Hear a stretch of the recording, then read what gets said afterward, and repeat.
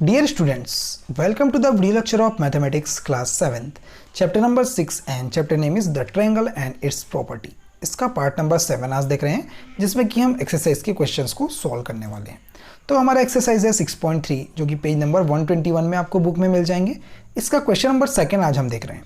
Question number 2 है find the value of unknowns x and y in the following diagrams. इसके पहले वाले question में ओनली x अननोन था तो x की वैल्यू फाइंड आउट किए थे। यहाँ पर x और y दोनों अननोन है तो इन दोनों की वैल्यू हमको फाइंड आउट करनी है। ठीक है, ये डायग्राम है हमारे पास, एक ट्रायंगल बना हुआ है और एक एक्सटीरियर एंगल 120 डिग्री आपको दिख रहा है। तो इसमें ये x और ये y अननोन है, इन दोनों की वैल्यू आपको फाइंड आउट करनी है। ठीक है, तो देखते हैं सॉल्यूशन इसका। फर्स्ट नंबर क्वेश्चन है ये, ठीक है, सेकेंड का फर्स्ट। तो इसमें आपको क्या करना है, देखो अब जहां से भी पॉसिबिलिटीज है वैल्यू निकालने की वहां से हम निकालते हैं। अभी तो ये ट्रायंगल के अंदर दो अननोन है, दो अननोन जब वेरिएबल होते हैं तो एंगल सम प्रॉपर्टी से हम वैल्यू नहीं निकाल सकते। ठीक है, कोई भी एक अननोन है तो हम वैल्यू निकाल सकते हैं। ठीक है, तो सबसे पहले हम क्या करेंगे, देखो यहाँ पर एक पॉइंट है, यहाँ पर ये दोनों रेज जो है अपोजिट रेज हैं। ठीक है, यानी कि एक स्ट्रेट लाइन बन रहे हैं और इसमें क्या है, एक यहाँ पर एक रे जो है इसमें स्टैंड है। तो यहाँ पर जो दोनों एंगल्स बनेंगे ये क्या होंगे, लीनियर पेयर होते हैं। ये आपको पहले भी पता होगा। ठीक है, तो लीनियर पेयर क्या होते हैं, इन दोनों का सम 180 डिग्री होता है लीनियर पेयर में। तो y plus 120 degree is equal to 180 degree by linear pair. तो y इज इक्वल टू क्या हो जाएगा, 180 डिग्री माइनस 120 डिग्री, क्योंकि इधर आके वो माइनस हो जाएगा। तो 180 माइनस 120 कितना होगा, 60 डिग्री।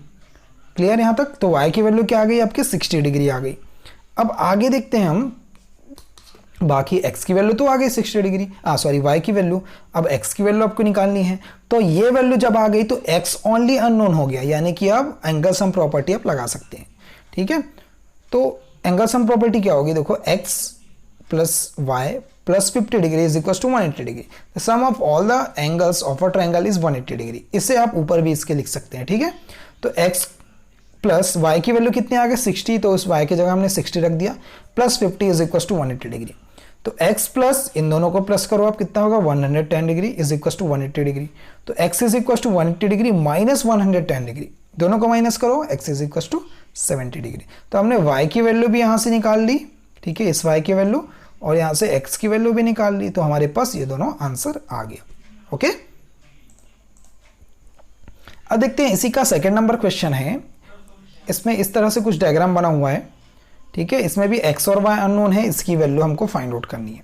ओके, तो y is equal to 80 degree कैसे होगा, देखो आप देख सकते हैं यहाँ पर ये दोनों लाइन जो है एक दूसरे को क्रॉस कर रहे हैं, तो ये आपका क्या बनेगा, वर्टिकली अपोजिट एंगल बनेगा। ठीक है, तो यहाँ से वर्टिकली अपोजिट एंगल क्या होते हैं, इक्वल होते हैं। तो y इज इक्वल टू कितना, 180 degree, simply vertically opposite angle. ठीक है, we know that the sum of the angle sum property of a triangle, sum of all the interior angles of a triangle is 180 degree, ये हमको पता है। तो angle A plus angle B plus angle C is equal to 180 degree आपके पास होता है।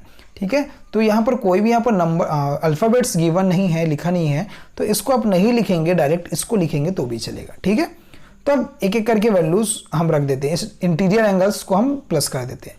तो y angle y plus x plus 50 degree is equal to 180 degree.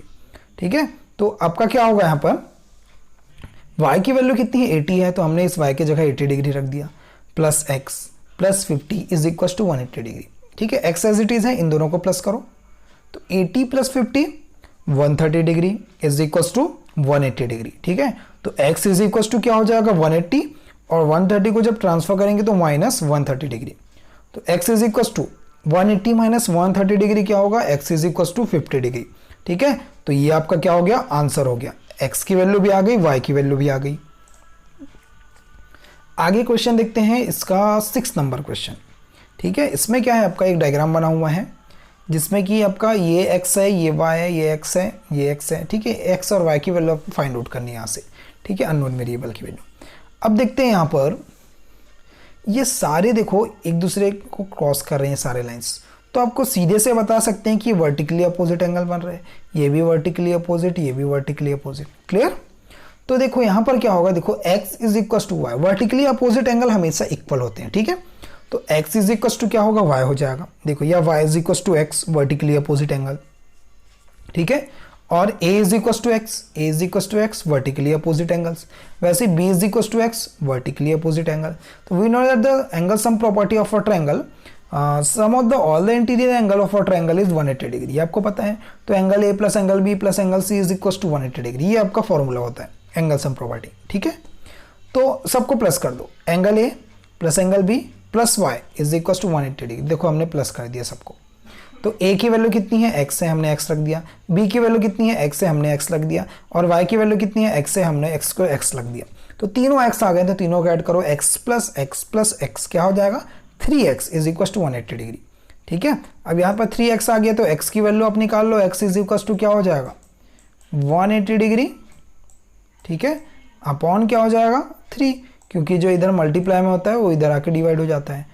तो 3 1 ज़ा 3 हो जाएगा, इसको कैंसिल करो, 3 6 ज़ा 18, 3 0 ज़ा 0, तो कितना डिग्री आ गया 60 डिग्री। तो y is equal to x is equal to 60, ऐसा क्यों है, क्योंकि y और x दोनों इक्वल हैं, तो y और x दोनों की वैल्यू कितनी आ गई 60 डिग्री, तो ये आपका आंसर हो जाएगा, ठीक है, दोनों की वैल्यू सेम आ गई।